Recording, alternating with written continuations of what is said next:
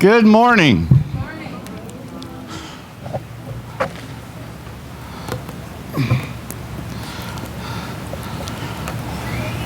Hey, Ron, can we have that first slide whenever you get...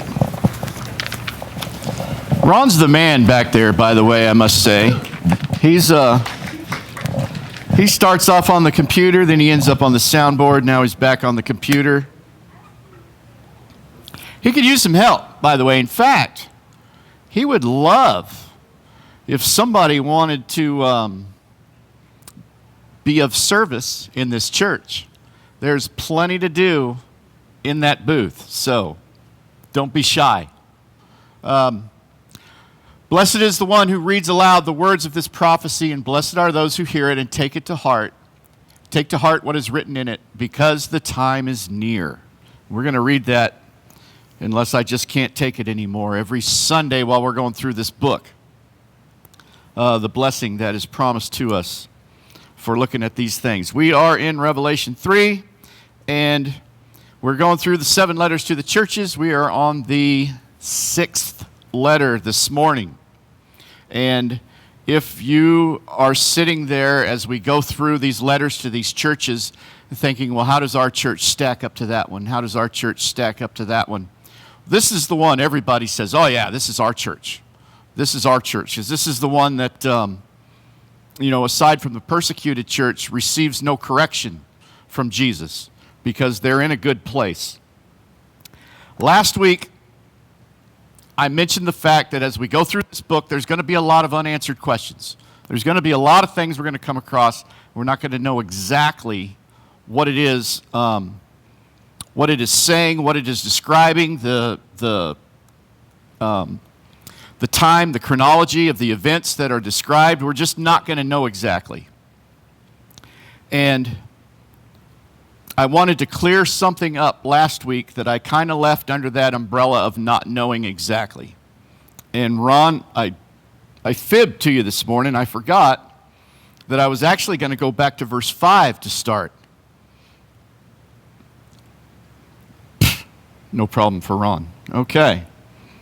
So let's start reading here in verse 5. This is the tail end of what we went over last week. He who overcomes, every letter gets this sentence, he who overcomes shall be clothed in white garments, and I will not blot out his name. I will not blot out his name from the book of life, but I will confess his name before my Father and before his angels. And I kind of left that having your name blotted out of the book of life is something that we can't fully understand, and that was my mistake. There's 2 ways to look at it. There are those who say when you're born, your name goes into the book of life. It's not like Jesus is up there going, okay, Eric did good today. We'll put him there. Eric didn't do so good today. We'll take him out. It's not like that. There are others who say, and I use this verse to get us there. We were created in Christ Jesus before the foundation of the world for good works, which he laid out ahead of time for us. That's when your name was put in the book of life. That one seems more realistic to me, but again, a lot of these things we're just not going to know. The point I want to make is, once your name's in there, whether it goes in there when you're born, or it goes in there way back before the world was even created, it can't come out. It can't be taken out. It cannot be blotted out. And then again, we get into this question of, well, then God decided before the world was even created that I was either going to be in the book of life or that I wasn't. And you remember our example of that. Who came here of their own free will this morning? Or who came here because someone made you? Now, did God know you were going to be here? There's both sides right there. So you can work that out further on your own time if you want to. Starting in verse 7 now. And to the angel, the church in Philadelphia write, these things says he who is holy, he who is true, he who has the key of David, he who opens and no one shuts, and shuts, and no one opens. Again, right away, we're into some language. We don't know exactly what's being talked about here. Some of these things we'll get a bit of a clue. Some of these things we're just going to, I don't know. But do you know that because we're going through this book and we're going to have some unanswered questions, I want you to remember as we go through this and as these things come up, these questions that remain unanswered have no bearing on how you are to live your life today. Okay? There's no critical instruction that we're going to come to that we're not going to know the answer to, so we're not going to know what to do. We're going to know what to do. And these details and these things that come up, it doesn't affect how we live our life. It's something for us to think about, imagine about. But there is reference to the key of David in the Old Testament. And what this is referring to is the authority over David's kingdom. Jesus says, I have authority over David's kingdom, over his dominion. Now, there's always the immediate life application for us, and then there's always the spiritual application. Whenever the Jewish people see anything that has to do with David, their mind goes straight to the kingdom of God. Okay? So Jesus is saying here, I have the keys. This is what he's saying. I have the keys of the kingdom of God. I don't know if you've ever seen Wayne walking around, but he's got a key ring with about 316 keys on it, and he knows what 4 of them do. Jesus has got the keys to the kingdom, and he knows exactly how to use them. And what that's saying is he's in charge. He's in charge. He's the ultimate authority. It says that when he opens doors, let's see, he who has the key of David, he who opens doors and no one shuts, and shuts and no one opens. And we talk a lot about open doors and closed doors. God, what do you want me to do? I'm going to look for the open door. And if it seems like the door I'm trying to go through is closed, I'll know you closed that. And that's not exactly what is being talked about here. It is in a application kind of way, but more precisely, let's read a little bit of verse 8 and see exactly what's going on. Jesus says to the church in Philadelphia, I know your works. See, I have set before you an open door, and no one can shut it. This is actually talking about salvation. And again, that's why I wanted to go back to the end of the last letter, because Jesus is saying again, I've got the keys to the kingdom. And when I open a door, when he opens the door for you, for your salvation, what does he say? No one can close it. But if I close the door, no one can open it. He's saying, I'm in charge. I got the keys. I'm the one in charge of all this. So he tells them, I have set before you an open door.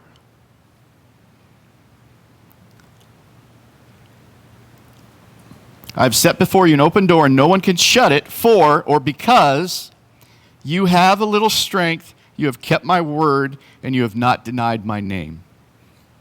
Now, that doesn't sound like a great thing to say. Well, you have a little strength. It seems like, okay, yeah, you have a little strength, now start working on getting more. No. How does God work best through us? Is it through our strength, or is it through our weakness? It's through our weakness. So when Jesus says you have a little strength, that's good. He's telling them, he's saying, you have just enough strength to know that I'm in charge and that you need me for you to do anything. Those good works that were laid out for you before the foundation of the world, you can't even do those unless I'm doing them through you. It's not your strength. You don't need more strength. You have a little strength. You've got the strength that you need, and that's enough strength to know, I need Jesus. I need Jesus to work through my life, and I'm not going to be able to accomplish anything without him. So you have a little strength, have kept my word, and have not denied my name. Kept his word. We've talked a lot about persecution going on in this area at this time. They've kept his word, and you have not denied my name. And I want to talk a bit about this name because we're going to come to it again later. To the Jew, and this is a Jewish book written by Jewish people mostly, and written to Jewish people mostly, especially the Old Testament. But the roots, Jesus was Jewish. He was born into a Jewish family. He was born into the Jewish way of life. He was born subject to the law of Moses. So a lot of times we have to look at things not the way they seem to us. What do the Jews see when they see something like this? You have not denied my name. When the Jewish person sees name, they think character.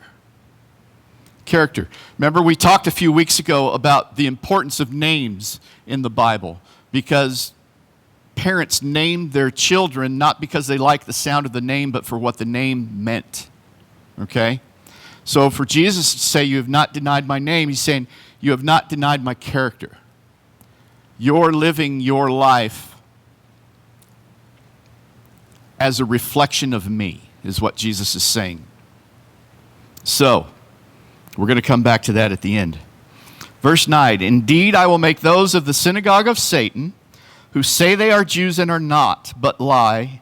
Indeed, I will make them come and worship before your feet, and to know that I have loved you. John, the author of this book, at one point sees an angel and falls down to worship the angel, and the angel says, no, get up. I'm a fellow servant like you. Okay? This says that there are going to be people, he's talking to the church in Philadelphia, he says there's going to be people who are going to fall at your feet and worship. So that doesn't stack up, right? It's another one of those things where we have to kind of get into it. Here's the picture.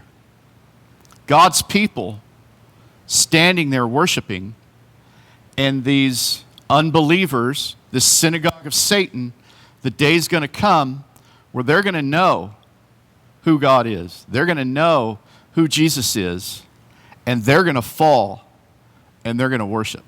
That's what this is saying. They're going to fall at your feet and worship. They're not going to worship these people. They're going to worship God. Okay?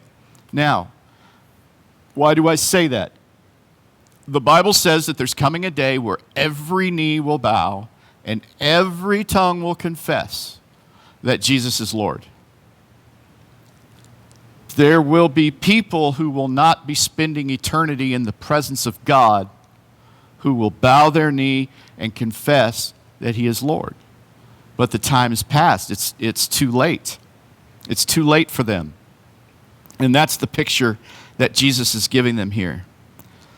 Verse 10, because you have kept my command to persevere, I also will keep you from the hour of trial, which shall come upon the whole world to test those who dwell on the earth. What is he talking about here? Okay, we talked last week a little bit about a couple of things which, as I tried to think back, I don't remember ever sitting in a Church of Christ and hearing anything taught about rapture or tribulation.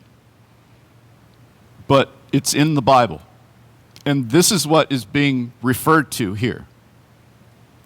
When he says, the hour of trial which shall come upon the whole world to test those who dwell on the earth. So, the Bible talks about a period of tribulation. If you've never heard anything like this, here it is at 30,000 feet as we fly over. Daniel, remember Daniel, way back in the Old Testament, was given a prophecy by God. And his prophecy was pertaining to 70 weeks. Okay? 70 weeks. Now, as it turns out, as things played out, as it turns out, those 70 weeks weren't 70 7-day weeks. They were 7 7-year periods. Okay? It was 70 weeks of years. Now, the prophecy goes on to say from the decree for Jerusalem to be rebuilt to the coming of Messiah is, I forget the numbers, but it's 69 7-year periods. Okay? So, and I don't want to spend a lot of time on this. I just want to get us familiar with it because we're going to be seeing this more as we go through. So it appears that the first 69 of those 70 7-year periods have been fulfilled. Okay? The 69th one was fulfilled when Jesus showed up. There's still one 7-year period that has not yet taken place. Well, how do we know that it hasn't taken place? Because it's described in this book as we'll go further through, and these things have not happened yet. Okay? That is the period of tribulation that the Bible talks about, that last 7-year period. And it's even broken up into the first half of it and the second half of it. Now, this is the time when Antichrist, we all heard that phrase, Antichrist, shows up on the scene at the beginning of the tribulation period. And what seems to be taught is for the first 3.5 years, this guy is the greatest thing that ever hit the earth. He brings peace to all the nations. He even is able to bring peace between the Jews and the Muslims. He's able to broker a deal to bring peace between those two nations. Okay? About halfway through, after about 3.5 years, the Bible describes it as a time, times, and half a time. So you take those three things and put them together, and it said that's a time is a year, times is 2 years, and a half a year. So about 3.5 years through it, this Antichrist, who everybody thinks is the greatest thing ever, is going to go into the temple. But wait, there is no temple. There's no temple in Jerusalem anymore. So apparently, he's going to do such a good job with world peace that there will be another temple built in Jerusalem. And that they will start making animal sacrifices again, just like we read about in the Old Testament. About 3.5 years in, Antichrist goes into the temple and says, I'm God. Worship me. Okay? This is when the things that we read about, like taking the mark of the beast, come into play. Once he says, I'm God, you're going to worship me. Nobody can buy or sell or do anything without taking the mark of the beast. This is kind of like what it's talking about. So, there's the tribulation at 30,000 feet in a few minutes. And Jesus says, because you have kept my command to persevere, I also will keep you from the hour of trial, which shall come upon the whole world to test those who dwell on the earth. Now, I'm going to give you just a little heads up as to here's where all the disagreement starts by people who are very, very smart, and they all have good reasons for their positions, which are different. Okay? At some point throughout all this, a thing called the rapture is going to happen. Remember, we talked about that last week. We'll be caught up. We'll be caught up. The dead will raise first, and those of us who are alive will be caught up in the air to meet them. Okay? 2 women will be grinding at the mill. One will be taken, one will be left. You know, it's all that stuff. It's talked about in the Bible, and this is what it's talking about.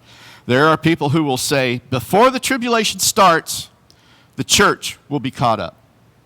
There are others who will say, halfway through the tribulation, when the I can't think of the words of it now, but when the Antichrist goes in and makes his statement that he is God and he's to be worshipped, at that point, the church will be caught up. And then there will those who will say, no, we will not be caught up until the tribulation's over. Okay, that's the stuff we're not going to get into because there's no right answer. There's no right answer. Everybody has a good reason for how they think that's all going to happen. For our purposes, I want us to know these things are going to happen. The details of first this, then this, then this, then this, we don't need to know.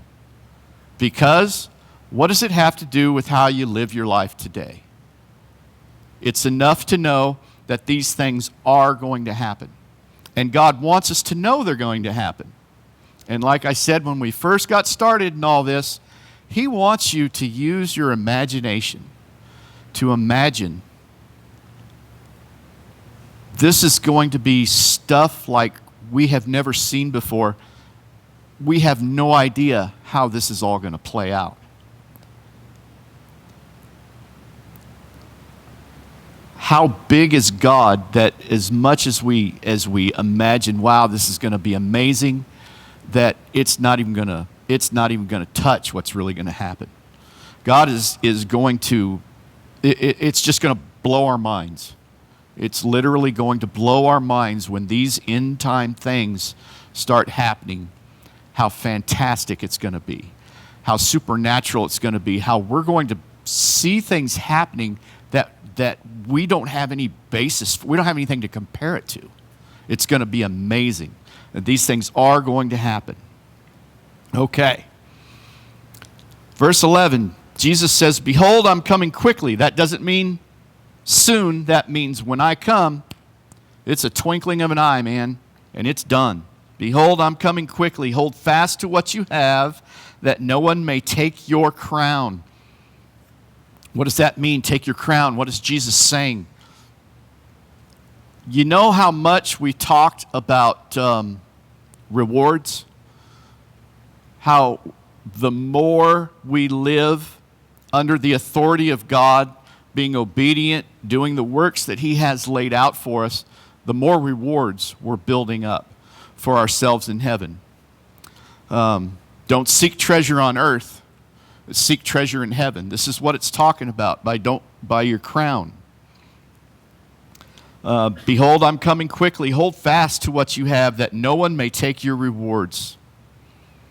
He who overcomes, every letter has this. He who overcomes, I will make him a pillar in the temple of my God, and he shall go out no more.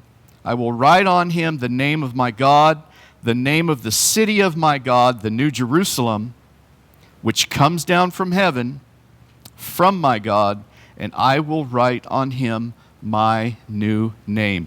This is good. This right here is good. To he who overcomes, I will make him a pillar in the temple of my God. There's one right there, and there's one right there. In fact, if I stand right here, I don't even have to see Nathan because the pillar's in the way. Take those pillars out, and then gravity takes over, right? God says, to him who overcomes, I will make him a pillar in the temple of my God. And we live our life with perseverance, and we don't give up, and we every day place ourselves under God's authority, humility, and look to him to guide us through our life, put our own things that we want aside, and open ourselves up to what do you want me to do? What do you want me to do? What do you want me to do? He'll make us a pillar in his temple. It's funny, you can see pictures of ancient buildings that aren't there anymore, but there's still pillars standing. There's still pillars standing. Jesus says, I'll make you a pillar in the temple of God. And he shall go out no more. Y'all familiar with that phrase? Go out no more? The Old Testament talks a lot about going out and coming in. And God tells different people, I will bless your going out, and I will bless your coming in. Does that ring a bell? It's there. It's all over the place. I will bless your going out, and I will bless your coming in. What is that talking about? Because this is great. There are those who say, well, this is talking about Jesus. He says, I stand at the door and knock. I don't see that. But when I think back to those Old Testament verses that talk about going out and coming in, he tells David, I will bless you going out and I will bless you coming in. God told that to a lot of different warriors in the Old Testament. I will bless your going out and I will bless your coming in. And what he's talking about is war. I will bless you going out to war. You can look them up. Google verses about going out and coming in and see all the verses. Not everyone, but a bunch of them. When God would send somebody to war to go capture a nation, he says, I'll bless you going out and I'll bless you coming in. It's going out and coming back from war. What would they do when they go out? They go out to war. They come back for rest and for worship. And they go out again. And they come back for rest and for worship. And they go out again. And God says, I'm going to bless you as you go out to war, and I'm going to bless you when you come back from war. Which totally makes sense when we realize that it's God sending them to the war. It's not that they got mad at somebody and they want to go annihilate this nation. It's because God says, I want you to go annihilate that nation. I'll bless you going out, and I'll bless you coming in. And you see what I'm getting at? And he shall go out no more. Do you feel like in your life today sometimes you're going out and you're coming in? With things going on in life, do you feel like, I gotta go fight this thing that's happening in my life, because we live in a fallen world because of the influence of Satan, and it's all Satan stirring the pot in all of our lives, causing us to feel like we have to go to war every day. And we come back, and we go out, and we come in as if we're going to war every day. The Christian life, is it not a war every day? I mean, is it not? Does it not go against every fiber of what we want for ourselves every day? But it's a war to be a disciple of Jesus. We're constantly fighting against Satan trying to trip us up. Constantly. Anybody who wants to closely follow Jesus is going to get tripped up by Satan. It's going to happen. There's a day coming when all that goes away forever. There's a day coming when we will never again have to fight temptation, when we will have eternal rest. I don't know if you remember us talking, I think it was in Hebrews, talking about rest, the rest that God gives us. It's that delayed gratification that I hate so much. I like the instant stuff. But Jesus is saying, to him who overcomes, you will go out no more. I will write on him the name of my God, the name of the city of my God, the New Jerusalem, which comes down out of heaven from my God. Now, we're familiar with the term heaven. When we die, we go to heaven. And then there's a description at the end of Revelation, and it's not about heaven. It's about the New Jerusalem. Because apparently, What it says in the book is, at that time, God is building a new city that is going to come down out of heaven. Wait, that's crazy. That can't be done. Yes, it can be done. When we get to the end of the book, we're going to find out exactly how. And not only that, he gives us very precise details about it. And it's a lot of fun to go through, even with measurements and materials that are built and everything. It's a lot of fun to go through that. Hopefully it won't be more than 3 or 4 months before we get there. Probably won't get there by then. But it's a lot of fun to go through that and use our imagination as we get the description to see what this city coming down out of heaven and we're going to live there. Yeah, it's mind-blowing. Mind-blowing. But that's what's going to happen. So I was thinking about, what does it mean when Jesus says, I will write on him the name of my God, the name of the city of my God, the New Jerusalem, which comes down out of heaven from my God.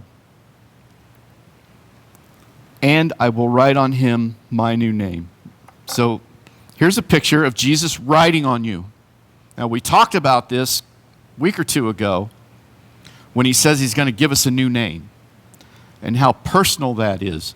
You think that before the foundations of the world, when God laid out good works for us in advance, way back then,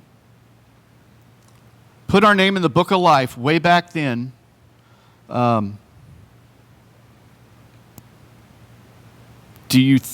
wonder what name represents you in the book of life. What I mean does it say Carolyn Hawes? Or is it that name that Jesus named Carolyn Hawes that's in that book? Just things to think about. There's a very, very intimate relationship that we have with Jesus that if we don't go through things like this and think about it and imagine about it, we miss out on. We miss out on a side of Jesus that we may have never known it existed. And so what? Okay, so what if there's a side of Jesus I never knew existed? So what? Anything that makes us love Jesus more is worth digging into. Do you love Jesus enough? I want to love him more.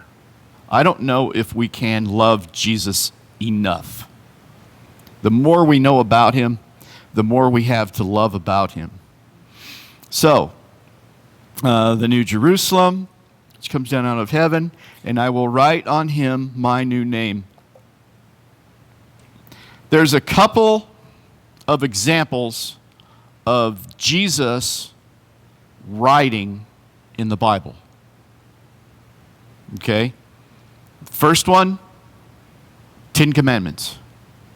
Jesus wrote those for Moses. That was actually Jesus up there on the mountain that gave Moses the 10 Commandments. Okay? Second example,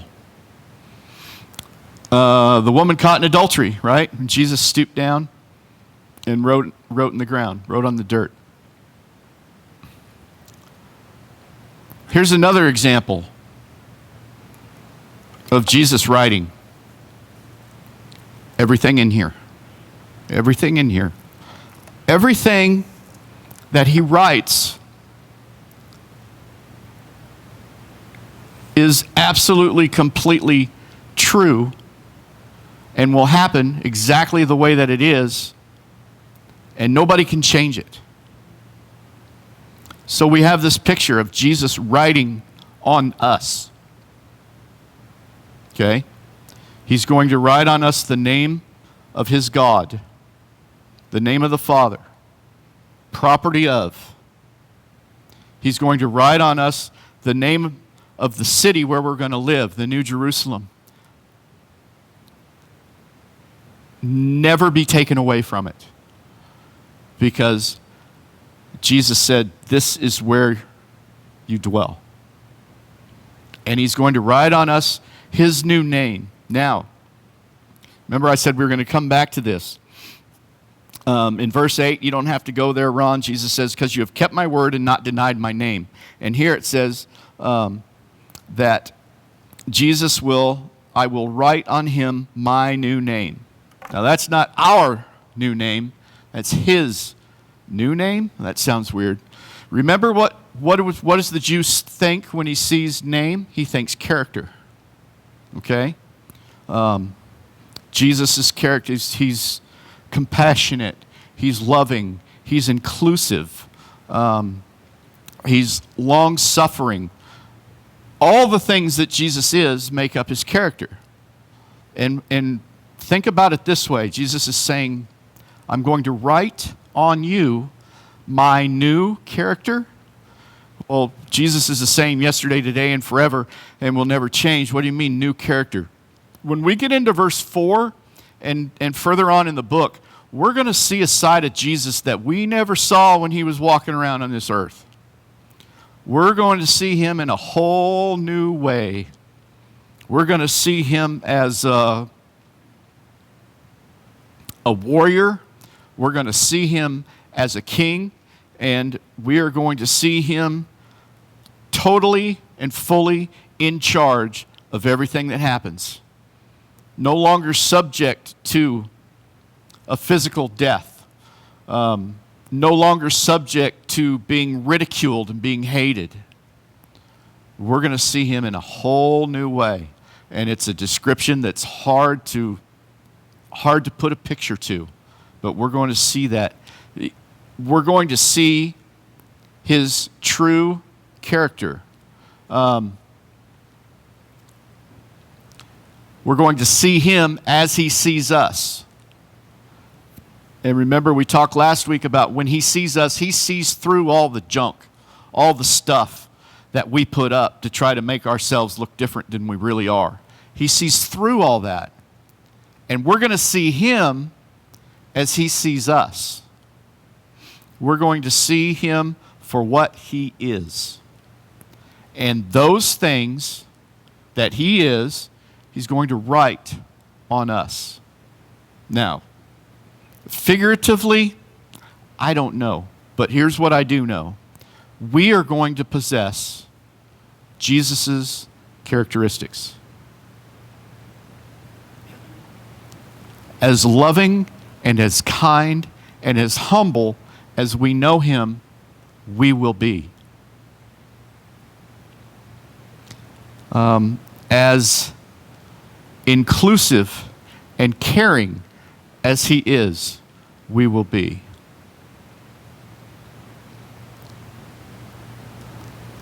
The warrior that he is, that we'll see him as, we will be. The king that he is, he shares that with us. This is going to be a pretty mind-blowing, amazing thing that we can't put words to and we can't draw a picture of it. We have no basis. We have nothing that we have ever experienced or seen that we can say it's going to be like that. No, it's not. It's going to be like nothing we've ever seen or experienced before. It's going to be amazing. And that is what we have to look forward to. And that is why we need to know these things, because when life gets hard and we forget that God has laid out good works for us to do before the foundation of the earth, that's what we need to remember when life gets hard. Right. I'm doing this because this is what God wants me to do. I'm doing this in humility because I'm placing myself under his authority to do what he wants me to do. And why does he want me to do these things that I just don't understand? They're for his kingdom. He's got the keys to the kingdom. He's the one in charge, but I don't understand. Who cares? It doesn't matter.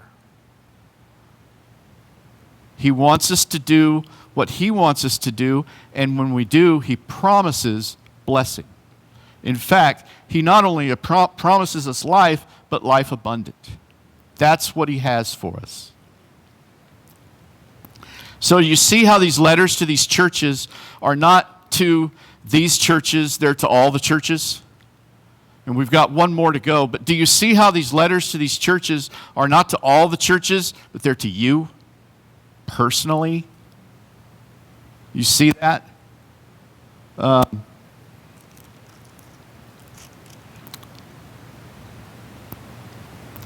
Don't be loveless. Is that something we can apply to our lives? Don't be loveless. Endure persecution. Don't compromise. Don't be corrupt. Don't be dead. Be like this church. This is the one letter where everything flips in the church in Philadelphia. He says, be loving. Be like this church. Don't deny my name. Hold fast to my word. And then the last letter that we'll look at next week, don't be lukewarm. Be hot. And I'm not even going to say be hot or cold. Don't be cold. Be hot. These letters to these churches are personal instruction for us in our lives every day. Is there a lot of stuff in here we don't understand? Yeah. Does it have any effect on what I'm supposed to do when I leave this place? No. No, it doesn't. So, I dare you, I double dog dare you. Does that translate into Spanish? I'll let you come up with something. I double dog dare you to be happy this week because you're children of the Most High King. There's nothing that He won't do for you. There's no place you can go that He won't chase you down to bring you back. There's nothing that will happen in your life that He doesn't allow for your own good, for you to learn, for you to be better, for you to be stronger. There's nothing that happens to us outside of the love of God that He has for us. Nothing. So I challenge you this week to go through this week happy. Crazy idea. We've talked about this before. Set your timer on your phone. Set it to go off every 15, 30 minutes, an hour. And every time it goes off, that's to remind, I'm a child of the Most High King. Why am I cutting this guy off at traffic? Why am I mad at him because he cut me off? It doesn't matter. I got cut off this morning, and I realized that it cost me about 4.5 seconds out of my day. I had to slow down, sped back up. 4.5 seconds it cost me. But you know what my first reaction was? I'm mad at you. What'd you do that for? And then remembering, I've done the same thing. We've all cut people off. We've all done that. Let's get our focus off of the challenges and the trials and the minute inconveniences of this world and get it on being a child of the Most High King, a child of God, forgiven forever, perfect in His sight. Remember in Hebrews we talked about being made acceptable for use to God by our high priest, Jesus. There's nothing between us, no barrier between us. Satan says your sin is between you and God.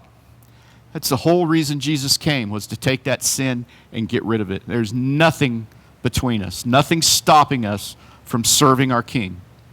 And that should make you smile. That should make us happy. But it's not what I want to do. It will be. It will be. Just quit fighting it. Just quit fighting it, and it will be.